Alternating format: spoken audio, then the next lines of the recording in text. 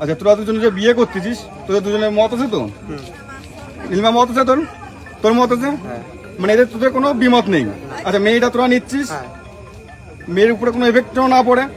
কাকা তোমার বাড়ি যাচ্ছে, তুমি তো কোনো, তোমার বাড়ি তো যাচ্ছে বৌমা হয়ে, তোমার নাতি মেয়েটা সে দায়িত্ব করে রাখবে।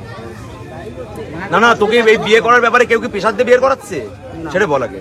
সেটা করাচ্ছে না তো কেউ পেশাদ? এই তোমাকে কেউ পেশাদ দিয়ে বিয়ে করাচ্ছে নাকি? তোমরা কি দুজনের ইচ্ছায় বিয়ে করছো? মানে দুজন দুজনের ভালোবাসো কতদিন ধরে? জোরে জোরে বল। হ্যাঁ জোরে বলো একটু। 3 বছর ধরে। কত বছর ধরে তুই বল ভাই? তুই এতে বাড়িতে কয়বার এসেছিস? বাড়ির দিনের বেলা আসা হয়, যাওয়া হয়। রাতের বেলা কয়বার এসেছিস? পাড়ার লোকজন দেখেছে, সবাই দেখেছে। কেউ 3 বছর তোদের রিলেশন, অবশ্যই বাড়িতে আসবে। সে মাঝে সাঝে আসে, ঠিক আছে, এটা কোনো তাই তো? নিজের ইচ্ছা বিয়ে করছিস তো, কোনো সমস্যা নেই। ওর কিন্তু 2টো বাচ্চা আছে, কোনো সমস্যা নেই। একটা বাচ্চা তুই নিবি, মানে তোর মেয়েটাকে নিবি, তাই তো? এই তোমার কোনো সমস্যা নেই তো? ওনার যে প্রাক্তন স্বামী যে দিন না আসবে সেই কদিন কিন্তু 1 সপ্তাহ মতন ছেলেটাকে রেখে দিস। যখন মানতে পারছো একটা নিজের সন্তান, তাকে মানতে পারবে না? তাকে 1 সপ্তাহ মানতে পারবে না?